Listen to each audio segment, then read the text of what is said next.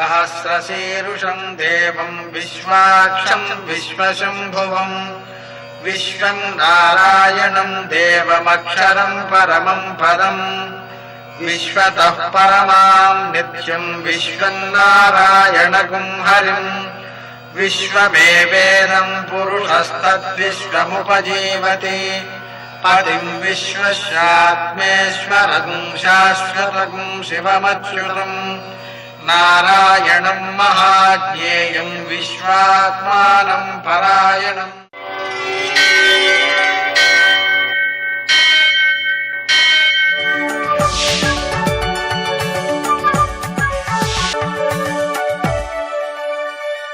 सूर्यशौर्यमथेन्दुरिन्द्रपदवी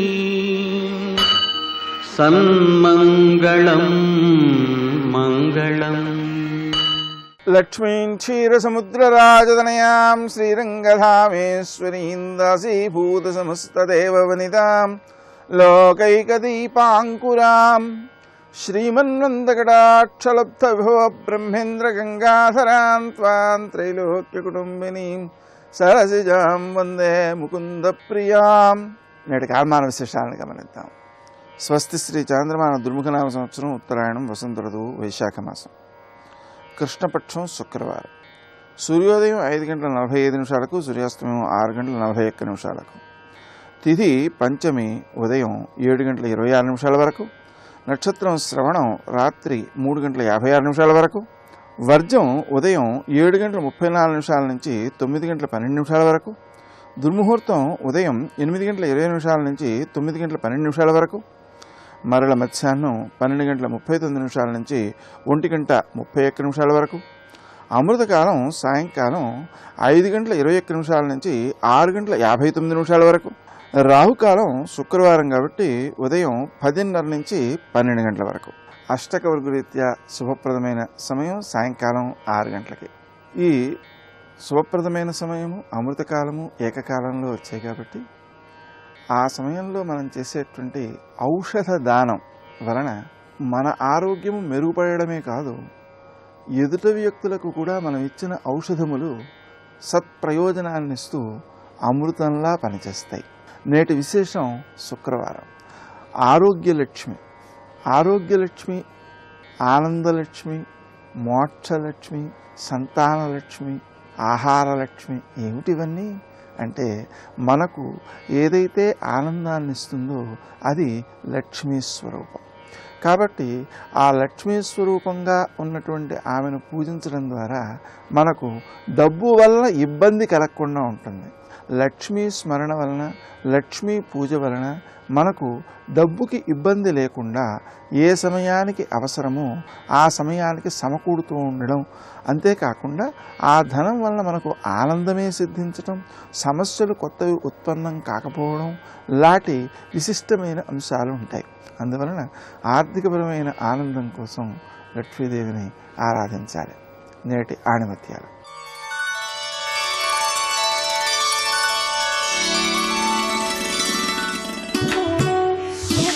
మనస్సును ఆవరించి ఉన్న ప్రాపంచికత్వం భగవన్నామ స్మరణతో తొలగిపోతుంది.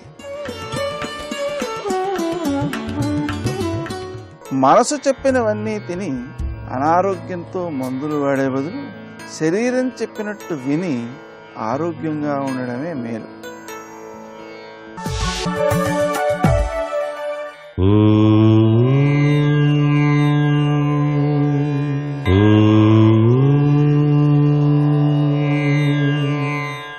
ఓం నమో నారాయణాయ. ఓం నమః శివాయ. శ్రీమాత్రే నమః. లక్ష్మీదేవి యొక్క కరుణాకటాక్ష వీక్షణాల కోసం ప్రతి ఒక్కరూ కూడాను ప్రతి శుక్రవారం కూడాను గోమాత సేవ చేయటం సర్వే సర్వత్రా శుభదాయకం. గోవుకు నీరు గనక పెట్టినట్లయితే అశాంతి నుంచి బయలుపడతాం అని శాస్త్రం. శాంతి లేకుండా జీవితం సాగించడం చాలా కష్టం కాబట్టి గోవుకు దాహాన్ని తీర్చేటువంటి లక్షణం ఎవరైతే చేస్తారో వారికి జీవితంలో అశాంతి అనేది ఉండదు. అలాగే గోమాతను ఎవరైతే పోషిస్తారో వారికి ఐశ్వర్యం వస్తుంది అని శాస్త్రం. సకల ముక్కోటి దేవతా స్వరూపిణి అయినటువంటి గోమాతకు పుష్ఠభాగం వద్ద చక్కగా పసుపు కుంకుమ రాసి లక్ష్మీ అష్టోత్తరనామం చదువుతూ పూజ చేసినట్లయితే నిలకడ కలిగినటువంటి మనసుతో లక్ష్మీదేవి ఆ వ్యక్తి జీవితంలో చక్కటి యోగాన్ని ప్రసాదింపజేస్తుంది సుమా అని శాస్త్రం. శుక్రవారం నాడు ఏ వ్యక్తి అయినా సరే, ఏ స్త్రీ అయినా సరే, ఎవరైనా సరే గోవు చుట్టూ ప్రదక్షిణాలు ఆచరించి గోవుకు వలసినటువంటి ఆహారాన్ని గనక అందించినట్లయితే చక్కటి యోగవంతమైనటువంటి అదృష్టకరమైనటువంటి లక్ష్మీ కటాక్ష సిద్ధిని సాధింపజేసుకోవడానికి ఆస్కారం ఎంతగానో ఉంటుంది సుమా. ఆవు పాలతో చేసినటువంటి పరమాన్నం లక్ష్మీదేవికి గనక నివేదన చేసినట్లయితే శుక్రవారం నాడు సర్వసంపదలని కూడాను ఆ కరుణాల వల్లి కటాక్షిస్తుంది అని చెప్పేసి శాస్త్రం. పద్మప్రియే పద్మిని పద్మాలయే పద్మదళాయ దాక్షి అని చెప్పేసి లక్ష్మీదేవికి పేరు. మీరు పద్మపుష్పాలతో గనక లక్ష్మీదేవిని అర్చన చేసిన, లేక పద్మమాలను ఆ తల్లికి అలంకరణగా చేసిన లక్ష్మీ కటాక్షాన్ని సాధింపజేసుకోవడానికి ఆస్కారం ఎంతగానో ఉంటుంది. విధి వ్రాసిన దుర్వ్రాతను తొలగించుకొని అదృష్టకరమైనటువంటి ప్రభావంతో జీవితాన్ని సాగించడానికి అత్యంత విశేషవంతమైనటువంటి ప్రభావాన్ని కలిగించేది ఈ మానవ జీవితంలో గోసేవ ఒక్కటే. సర్వే జనా సుఖినో భవంతు.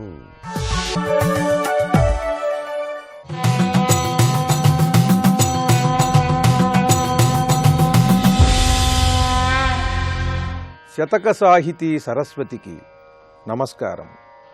ఆశావాదము జీవనావసరము అత్యాశా ప్రవృత్తిన్ కదా క్లేశంబుల్ బహుళంబు భూతతతికిన్ లీలా వినోదంబుగాక ఈశా సృష్టి రహస్యమేమిటి భవం బేతీరు నిన్నాశంసింతు నిరుంగబల్కుము అనవద్య సత్యనారాయణ. ఓ సత్యనారాయణ స్వామి, ఆశావాదము జీవనావసరము. ప్రతివాడికి కూడా ఆశ అనేటువంటిది జీవితానికి చాలా అవసరం. ఆశావాదం లేకపోయినట్టయితే ఒక గృహాన్ని నిర్మించుకోలేడు, పిల్లలను చదివించుకోలేడు, తన ఆరోగ్యాన్ని కాపాడుకోలేడు. కనుక కొంత ఆశ అనేది ప్రతివాడికి కూడా జీవితంలో ముందుకు వెళ్ళటానికి చాలా అవసరం. ఆశావాదము జీవనావసరము, కానీ అత్యాశా ప్రవృత్తిన్ కదా క్లేశంబుల్. ఆశ వల్ల ఎవడికి కూడా దుఃఖం కలగటం లేదు, అత్యాశ వల్ల కలుగుతున్నది. తన శక్తి ఏమిటి, తన సామర్థ్యం ఏమిటి, తాను ఎంతవరకు సంపాదించగలడు నిజాయితీగా, ఆ మార్గంలో కష్టపడి సంపాదించాలనుకున్న వాడికి ఎప్పుడూ కూడా దుఃఖం అనేది కలగదు, అనారోగ్యం అనేది కూడా కలగదు. కానీ అత్యాశ ఎప్పుడు పడతాడో అది వస్తుందో రాదో తెలియదు. కనుక ఆ నిరంతరం ఆ ఘర్షణ ఉంటుంది మనస్సుకి. కనుక దాని ప్రభావం శరీరం మీద చూపిస్తుంది. అది ఏదో రోగం రూపంలో బయటకు వస్తుంది. అత్యాశా ప్రవృత్తిన్ కదా క్లేశంబుల్ బహుళంబు భూతతతికిన్. ఇవన్నీ కూడా విపరీతంగా ఈ సకల జీవులకు అత్యాశ వల్ల కదా ఈ ఇబ్బందులన్నీ ఏర్పడుతున్నది. లీలా వినోదంబుగాక ఈశా సృష్టి రహస్యమేమిటి. ఇదంతా నీకు వినోదం కాకపోతే దరిద్రుడేమిటి, కోటీశ్వరుడేమిటి, పరమజ్ఞాని ఏమిటి, అజ్ఞాని ఏమిటి, మహాశక్తి సంపన్నుడేమిటి, బలహీనుడేమిటి? ఎందుకయ్యా ఇట్లా సృష్టిస్తావు నువ్వు? సత్యస్వరూపుడవు. ఈ జీవులతో నీకేమిటి ఆట? ఇది నీ వినోదం కాకపోతే ఈశా వినోదంబుగాక ఈశా సృష్టి రహస్యమేమిటి. ఈ సృష్టి ఇలా ఉండటానికి కారణం ఏమిటయ్యా, అది నాకు చెప్పు. భవం బేతీరునంతీరు, ఇలా పుట్టటం, ఇలా జీవించటం, చనిపోవటం, మళ్ళీ జన్మనెత్తటం, ఈ జన్మల పరంపర ఎప్పటికీ తీరుతుంది? నిన్న ఆశాసింతు నిరుంగబల్కుము అనవద్య సత్యనారాయణ.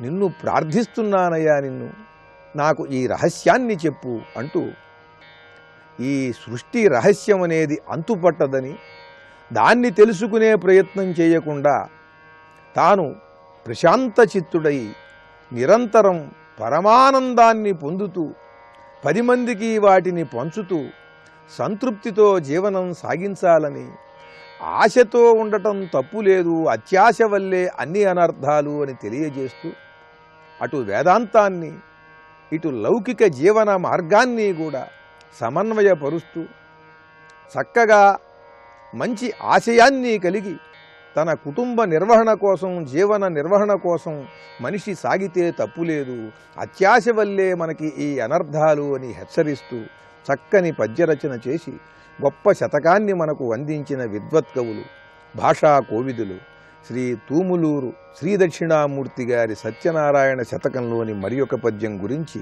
రేపు ఉదయం తెలుసుకుందాం. సత్యం జ్ఞానం అనంతం బ్రహ్మ. స్వాగతం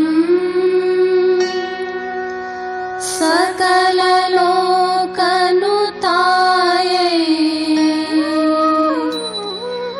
స్వాగతం భువనరాజమహిష్యై. శమయతు పాపం దమయతు దుఃఖం హరతు విమోహం స్ఫుటయతు బోధం ప్రథయతు శక్తిం మందం హసితం మనసి జశాసన కులసుదృశోనః. శివాయ గురవే నమః. శ్రీమాత్రే నమః. శ్రీ విష్ణురూపాయ నమః శివాయ. శ్రీ ఉమాయై నమః. జగన్మాత అయిన ఉమాదేవిని స్తుతిస్తూ ఉమాశాస్త్రంలో ఇంతవరకు భక్తి యోగము అనే అంశములు చెప్తూ, ఆ యోగమునందు అంతర్ముఖ దృష్టి, అదేవిధంగా అనాహత నాదమైనటువంటి శబ్దబ్రహ్మోపాసన, ఇంకొక పద్ధతిలో క్రమంగా ప్రాణాగ్ని విద్య, ఇవన్నీ చెప్పబడ్డాయి. ఇప్పుడు మరొక స్తబకంలో ప్రవేశిస్తున్నాం. ఇది మంత్రోపాసన అనే దాని గురించి చెప్తున్నారు ఇక్కడ. మంత్ర ఉపాసనా పద్ధతుల్లో ఉన్న వాళ్ళందరూ కూడా శ్రద్ధగా తెలుసుకోవాల్సిన అంశములు చాలా ఇందులో కనబడుతున్నాయి. అమ్మవారి అనుగ్రహం పొందడానికి మంత్రము సహాయము ఒప్పుకుంటాం, కానీ ఎంత మేరకు సహాయం? మంత్రం ఒక్కటే సరిపోతుందా? మంత్రాల్లో ఉండే విశేషం ఏంటి? మంత్ర జపం వల్ల ఫలం ఏమిటి? ఇవన్నీ కూడా తెలియజేస్తున్నారు. ఇవి తెలియజేయడంలో గణపతి మనకి 2 ఆధారాలు ఉన్నాయి. ఒకటి అధ్యయనము, రెండవది అనుభవము. ఈ 3 కూడా. మూడవది మరొకటి ఉన్నది, అది అనుష్ఠానము. సర్వశాస్త్రములు అధ్యయనం చేశాడు, దాన్ని అనుష్ఠించారు, దాన్ని అనుభవానికి తెచ్చుకున్నారు. ఈ 3 ఉన్నాయి గనుకనే ఈ గ్రంథం రాయడానికి అర్హత ఏర్పడింది గణపతి ముని గారికి. అది విశేషమైన అంశం ఇక్కడ గమనించవలసింది. ఇక్కడ కూడా అమ్మవారి మందహాసాన్ని ఒక్కసారి నమస్కారం చేసుకుంటూ, సుధాం కిరంతో కిలతాపహారిణీం తమోహరంత పటలేన రోచిషాం శ్రియం దిశంతో దిశి దిశ్య సంక్షయాం జయంతి సీతాద్రిసుతాస్మితాంకురా. అమ్మవారి యొక్క చిరునవ్వు మొలకలు తాపత్రయాల్ని నశింపజేస్తూ, అజ్ఞానమనే అంధకారాన్ని పటాపంచలు చేస్తూ అక్షయమైన సంపదను ప్రసాదించుగాక నమస్కరించుకుంటూ, ఇక్కడ ఈ మంత్ర సాధనకు సంబంధించినటువంటి మొదటి శ్లోకాన్ని చెప్తున్నారు. కృపాకటాక్షస్తవకేన వాప్యతే మహేశ శుద్ధాంత పురంధ్రి కర్మణ నిరంతరం మంత్రజపేన వా మతే విశోధనే నోత మనోర్పణేన వా. ఈ శ్లోకంలో ప్రశ్న వేస్తున్నారు అమ్మవారికి. పరమేశ్వరుని ఇల్లాలైన పార్వతీదేవి, నీ కరుణా కటాక్షం పరిపూర్ణంగా పొందాలి అంటే అది దేనివల్ల పొందవచ్చు? ఇక్కడ లక్ష్యం ఏమిటో స్పష్టంగా తెలిసిపోతుంది. అమ్మవారి దయ పొందడమే లక్ష్యం, మరి ఏమీ కాదు. ఇది ఎప్పుడు గుర్తుపెట్టుకోవాలి సాధకుడైన వాడు. జగన్మాత యొక్క దయ, అంతేగాని మోక్షమా, అమ్మవారి యొక్క పాదములు పొందడమా, మరో లోకానికి చేరడమా, ఇదంతా మనకు అనవసరం. మనకు లక్ష్యం ఒక్కటే, అమ్మవారి దయ దయ దయ. ఆ దయ పొందడమే అమ్మవారనండి, పరమేశ్వరుడనండి, రాముడనండి, కృష్ణుడనండి, భగవంతుడి దయ పొందడమే నిజమైన సిద్ధి. ఆ పరిపూర్ణమైన దయ కావాలి. పరిపూర్ణమైన దయ అంటే అదే మోక్షం, మరొకటి కాదు. అందుకని ఈ పరిపూర్ణమైన కరుణా కటాక్షం అనే లక్ష్యం పొందడానికి ఏం చేయాలి? ఒకటి, నిరంతరం మంత్ర జపం చేయాలా, లేక చిత్తశుద్ధి చేసుకోవాలా, చిత్త సమర్పణ చేయాలా? ఏ కర్మని అనుసరించడం వల్ల నీ కరుణాపూర్ణ కటాక్షం లభిస్తుంది? ఇది ప్రశ్న వేశారు. దీన్ని బట్టి ఎన్ని సాధనలు ఉన్నాయో దీన్ని బట్టి తెలుస్తున్నది. మంత్ర జపం చేయడం, ఒక్కొక్క మంత్రాన్ని పురస్చరణ చేయడం, లేదా ఆత్మవిచారణ చేసి చిత్తశుద్ధి చేసుకోవడం, లేదా తన చిత్తాన్ని సమర్పించడం, లేదా శాస్త్రములు చెప్పినటువంటి సత్కర్మలను ఆచరించడం. ఇప్పుడు ఏది చేస్తే అమ్మవారి పరిపూర్ణ కటాక్షం లభిస్తుంది అని ప్రశ్న వేసి ఇప్పుడు సమాధానాన్ని చెప్తున్నారు. ఇందులో ప్రతిదీ గొప్పదే, ఒక్కొక్క దానికి ఒక్కొక్క ప్రయోజనం ఉంటుంది. ఇక్కడ విశోధనాదేవి మతే ప్రగృహ్యసే మనోర్పణేనేశ వధు ప్రసీదసి జపేన మంత్రస్య శుభస్య వర్ధసే జగత్రయీ ధాత్రి కళేబరాంతరే. జగత్రయీ ధాత్రి, ముల్లోకాలని ధరించి నడిపించే ఓ శివకాంత, బుద్ధిని శుద్ధి చేసుకుంటే నువ్వు చక్కగా తెలియబడతావు. మనస్సుని సమర్పిస్తే నువ్వు ప్రసన్నురాలు అవుతావు. మంత్ర జపం చేస్తే ఆ చేసేవాడి శరీరంలో నువ్వు వృద్ధి చెందుతావు. ఇక్కడ 3 చెప్తున్నారు. అంటే 3 సాధనలకి 3 రకాల ప్రయోజనాలు. చిత్తశుద్ధిగానే ఏర్పడితే దీన్ని చిత్తశోధనము అని అంటారు. ఇక్కడ చిత్తశోధన ప్రక్రియలోనే ఆత్మతత్వాన్ని గ్రహించడం, అనాత్మ విషయాలను పరిహరించడం, ఇలాంటివన్నీ చిత్తశోధన ప్రక్రియలు. ఎవడి చిత్తమైతే శుద్ధమవుతుందో వాడు ఆ జగదంబని చక్కగా అర్థం చేసుకోగలడు. ఎవడైతే తన చిత్తాన్ని అమ్మవారి పాదాలకు అర్పిస్తాడో వాడు అమ్మవారి యొక్క ప్రసన్నతను పొందగలడు. ఎవరైతే మంత్ర జపం చేస్తారో వారి శరీరం లోపల ఆ జగన్మాత యొక్క శక్తి వృద్ధి చెందుతుంది అన్నారు ఇక్కడ. అంటే దేని ప్రయోజనం దానికే. నిజానికి 3 ప్రయోజనాలు కావాలంటే 3 కలిపి చేయాలని దీన్ని బట్టి తెలుస్తున్నది. చిత్తం శుద్ధి చేసుకుంటూ మనస్సును అర్పించుకుంటూ మంత్రజపం చేసినట్లయితే అది ఒక సంపూర్ణమవుతుంది. కానీ 3 చేయడం కష్టము, కానీ 3 చేసే ప్రయత్నం చేయాలి. ఆ మాటకొస్తే ఏ ఒక్కటి చేయడమైనా కష్టమే. కష్టం లేకుండా ఏది పొందలేము, అది కూడా తెలుసుకోవాలి. అది సాధన అంటేనే కష్టం. గట్టిగా అడుగులు వేస్తూ ఎక్కితే గాని పర్వత శిఖరాన్ని చేరుకోలేం. కూర్చున్నవాడి శిఖరాన్ని ఎక్కడ చేరగలడు? నడవాలి, ప్రయత్నించాలి. అదే సాధన ఎప్పుడూ కష్టంతోనే ఉంటుంది. అందుకే రకరకాల సాధనలకి రకరకాల ప్రయోజనాలు ఉన్నాయి అని చెప్తున్నారు ఇక్కడ. ఇందులో విశేషమైన అంశం ఏంటంటే అమ్మవారి మంత్రజపం చేస్తూ ఉంటే శరీరంలో ఆ తల్లి వృద్ధి చెందుతుంది అన్నారు ఇక్కడ.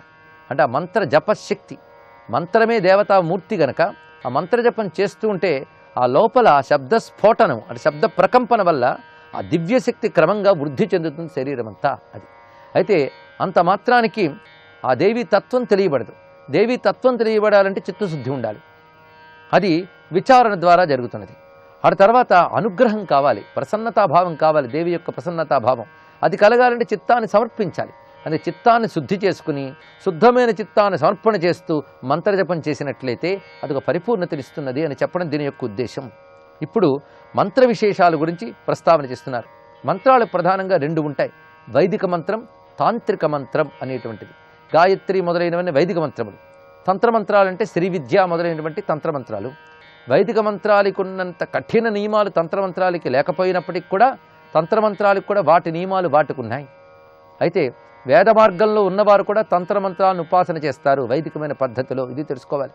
ఎందుకంటే అందున ఈ రోజుల్లో తంత్రమంత్ర సాయం లేకుండా తరించడం మహా కష్టం. అందుకే మహాత్ములు కూడా వేదాది విద్యలు తెలిసిన వాళ్ళు కూడా శ్రీ విద్యాది తంత్రాలను స్వీకరించారు. తంత్రము కూడా వేదముల నుంచి ఉత్పన్నమై తయారైంది ఇక్కడ. అందుకు వేదములందు సమగ్రమైన అధికారం లేని వారందరికీ కూడా తంత్ర విద్యలు చెప్పబడుతున్నాయి. అంతేగాని తంత్ర విద్యలు నికృష్టములు కావు, అవి ఉత్కృష్టములే, అవి వేదములతో సమానమైనవే, దాని నుంచి గ్రహింపబడుతున్నాయి. అయితే దేని స్వరూపం దానిది ఇక్కడ వివరిస్తున్నారు. మన ప్రతాపస్య భవత్య సంశయం ప్రవర్ధనం వైదిక మంత్ర చింతనం ప్రశస్యతే ప్రాణమహ ప్రదీపని దయాన్వితే తాంత్రక మంత్ర సేవిత. వేదముల్లో ఋషులు దర్శించినటువంటి మంత్రములైతే ఉన్నాయో ఆ మంత్రాల్ని ధ్యానం చేయడం వల్ల, ఉపాసన చేయడం వల్ల మనశ్శక్తి పెరుగుతుంది. అదే తంత్రమంత్రాలు చేయడం వల్ల ప్రాణ తేజస్సు పెరుగుతుంది అన్నారు. మనస్సు, ప్రాణం ఈ 2 మనకు ముఖ్యమే. అందుకు ప్రాణ తేజస్సు వృద్ధి చెందాలంటే శ్రీ విద్య మొదలైనటువంటి తాంత్రిక మంత్రాలని సేవించడం అవసరం. మనశ్శక్తి వృద్ధి చెందాలి అంటే వైదిక మంత్రముల వల్ల జరుగుతోంది అని చెప్పారు. ఇందులో మళ్ళీ తాంత్రిక మంత్రం చాలా విశేషం. ఎందుకంటే ప్రాణశక్తి ఉద్దీపనం జరిగితే అది అన్నింటినీ నియంత్రించగలదు, అది తెలుసుకోవాలి. అందుకే వైదిక భావనతో కూడిన తాంత్రిక సాధన చాలా బలం కలిగి ఉంటుంది. అందుకే ఆ వేదతత్వంతో కలిసిన తంత్ర సాధనని దక్షిణాచార సంప్రదాయంలో భగవత్పాదులు వంటి వారు వృద్ధి చెందించారు. తవాంబికే తాంత్రిక మంత్రముత్తమం స్తవాతిగం యక్కనకాంగి సేవతే విచిత్ర యంత్రాదివ వైద్యుతం మహస్తతో వినిర్యద్భువనం విగాహతే. చాలా విశేషమైన మాటను ఇక్కడ చెప్తున్నారు. అనేక రకాల స్తోత్రాల కంటే, వివిధములైనటువంటి శ్లోకాల కంటే శ్రేష్టమైనది ఏది అంటే నీ తాంత్రిక మంత్రము. ఈ తాంత్రిక మంత్రాన్ని ఉపాసించినప్పుడు ఒక అద్భుత యంత్రం నుంచి విద్యుత్ తేజస్సు వచ్చినట్లుగా ఆ తాంత్రిక మంత్ర ఉపాసన వల్ల తన శరీరం నుంచి అద్భుతమైన శక్తి తరంగాలు వస్తాయి. అది క్రమంగా ప్రపంచమంతా ప్రసరిస్తాయి. అందుకే భగవత్ శక్తిని విజృంభింపజేసేటటువంటి ఒక ప్రభావము తాంత్రిక మంత్రములకు ఉన్నది. ఇది ఎలాగైతే విద్యుత్ శక్తిని యంత్రం ద్వారా వ్యక్తీకరించినట్లుగా భగవత్ శక్తిని శరీరము ద్వారా వ్యక్తీకరించేటువంటి ప్రభావము తాంత్రిక మంత్రానికి ఉన్నది అని చెప్తున్నారు. ఈ మంత్రములు, ఆ బీజాక్షరములు, వాటి ప్రభావం ఎలా ఉంటుందనే అద్భుత విషయాల్ని రేపటి నుంచి తెలుసుకుందాం. సర్వం శ్రీమాతృ చరణారవిందార్పణమస్తు.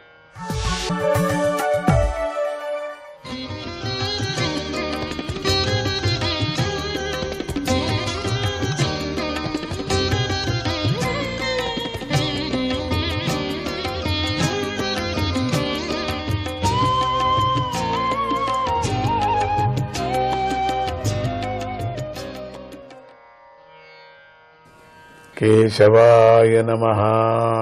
ఇంద్రుడు బలంతో సహా చేతుల్లోనూ, విష్ణువు గమనంతో సహా కాళ్లలోనూ, నదీ దేవతలు రక్తంతో కలిసి నాడులను, సముద్ర దేవత ఆకలి దప్పికలతో కూడి ఉదరంలోనూ ప్రవేశించిన ఆయన సృష్టికి సమర్థుడు కాలేదు. చంద్రుడు మనస్సుతోనూ, బ్రహ్మదేవుడు బుద్ధితోనూ, రుద్రుడు అహంకారంతోనూ హృదయాన్ని ప్రవేశించిన ఆ విరాట్ పురుషుడు పైకి లేవలేదు. అప్పుడు చిత్తానికి అధిష్టాత అయినటువంటి క్షేత్రాన్ని, దేహాన్ని ద్రష్టగా దర్శించేవాడు అయిన క్షేత్రజ్ఞుడు చిత్తంతో సహా ప్రవేశించగానే ఆ విరాట్ పురుషుడు నీటి నుండి పైకి లేవలేదు. లేలేదు. అప్పుడు లేచాడు. ఇంతవరకు లేలేదు అనుకున్నాం. నిద్రిస్తున్న వ్యక్తిని క్షేత్రజ్ఞుడు లేకుండా ప్రాణము కాని, ఇంద్రియాలు కాని, మనస్సు బుద్ధి కాని తమ బలంతో లేపలేవు. అదేవిధంగా ఆయా దేవతలు విరాట్ పురుషుణ్ణి లేపలేకపోయారు. మానవుడు పరమేశ్వరుడి యందు భక్తితో ప్రకృతి పురుష వివేకం కలిగి దానివల్ల సంసారమందు వైరాగ్యాన్ని పొంది యోగము వల్ల ఏకాగ్రమైన బుద్ధితో దేహమందే ప్రత్యేగాత్మ రూపంలో ఉన్న పరమేశ్వరుణ్ణి దర్శించాలి. అందుకని ఈ విధంగానే చెప్పుకొని వచ్చాడు.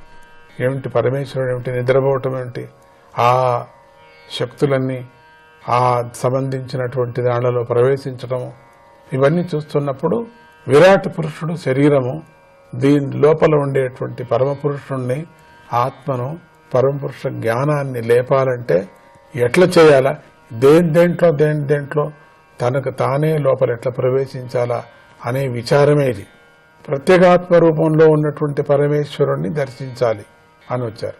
ఇంతటితో 3వ స్కందంలోని 26వ అధ్యాయము సమాప్తం. ఇక 27వ అధ్యాయం. ఈ 27వ అధ్యాయంలో ప్రకృతి పురుష జ్ఞానం వల్ల మోక్ష ప్రాప్తి వివరించబడింది. భక్తి యోగంతో మాయ నశించే విధానం కూడా చెప్పబడింది. కపిలుడు దేవహూతికి ఇలా చెప్పసాగాడు. అమ్మా, పురుషుడు ఏ వికారాలు లేనివాడు, కర్త కానివాడు, నిర్గుణుడు కనుక ప్రకృతి వల్ల ఏర్పడిన దేహాన్ని ఆశ్రయించిన వాడై ఉన్నప్పటికీ కూడా ఆయన నీటిలో ప్రతిబింబించే సూర్యుడిలాగా సత్వరజస్తమో గుణాల చేత లభించే పుణ్య పాపాలకు గాని సుఖ దుఃఖాలకు గాని అంటుకోడు. ఈ పురుషుడు ఏ కాలంలో అహంకారం చేత మోహాన్ని పొందిన బుద్ధి కలవాడు అవుతాడో, ఎప్పుడు ప్రకృతి యొక్క గుణాలయందు ఆసక్తి కలవాడు అవుతాడో అప్పుడు నేను కర్తను అనే అభిమానం కలవాడు అవుతాడు. ఇలా అభిమానం గల జీవుడు దేహాదులు చేసే కర్మల పుణ్య పాపాల రూపంలో ఉన్న ఫలాన్ని అనుభవించేవాడవుతాడు. స్వతంత్రత లేనివాడై మంచి చెడు జన్మలను మిశ్రమ జన్మలను పొందుతాడు. దేవ పశు మనుష్యుల్లాగా జన్మించి సంసార చక్రంలో పరిభ్రమిస్తూ దుఃఖిస్తూ ఉంటాడు. సుఖానికి దూరం అవుతాడు. చావు పుట్టుకల రూపమైన ఈ సంసారం అంటే చావు పుట్టుకల రూపమైనటువంటి ఈ సంసారం మిథ్య అయినా కూడా కలలో కూడా ఆపద దుఃఖాన్ని కలిగించే విధంగా భోగాసక్తుడైన జీవుడికి ఈ సంసారంలో తిరుగుతూ దుఃఖిస్తూ ఉండటం తప్పటం లేదు. అతయేవ శైనైచిత్తం ప్రసక్తమసతాం పతి భక్తియోగేన తీవ్రేణ విరక్త్యా చ నయేద్వశం. కనుక దుష్టమైన ఇంద్రియాల మార్గంలో ఉన్న అంటే ఇంద్రియాల విషయాలలో బాగా ఆసక్తి కలిగి ఉన్న మనస్సును మెల్లగా భక్తి యోగంతోనూ తీవ్రమైన వైరాగ్యంతోనూ వశంలోకి తెచ్చుకోవాలి. సాధకుడు నిష్కామమైన ప్రేమతో నా కథలనే వింటూ యమము నియమము మొదలైన యోగ మార్గాలను శ్రద్ధతో అభ్యాసం చెయ్యాలి. సర్వభూత సమత్వేన నిర్వైరేణ అప్రసంగతః బ్రహ్మచర్యేణ మౌనేన స్వధర్మేణ బలీయస. సాధకుడు సర్వభూత సమభావనతో సకల ప్రాణులయందు ప్రకాశిస్తున్న చైతన్య రూపమైన బ్రహ్మను దర్శించాలి. ఆ దర్శనంతో శత్రు భావాన్ని దూరం చేసుకొని సంసార విషయాల్లో గల ఆసక్తిని విడిచిపెట్టాలి. వాటికి దూరంగా ఉండాలి. బ్రహ్మచర్యాన్ని పాలిస్తూ మౌనం పాటించాలి. అధిక ప్రసంగం చేయకుండా ప్రసన్నమైన మనస్సు కలిగి ఉండాలి. కర్తవ్యాన్ని శ్రద్ధగా పాటించాలి. ప్రారబ్ధవశం వల్ల పూర్వం చేసిన కర్మ వల్ల దానంతట అదిగా ఏది లభిస్తోందో దానితోనే సంతృప్తి పొందాలి. మితంగా భుజిస్తూ పరతత్వాన్ని మననం చేస్తూ ఏకాంతంలో నివసించాలి. రాగద్వేషాలను విడిచి అందరినీ ప్రేమిస్తూ దయగలిగి ఉండాలి.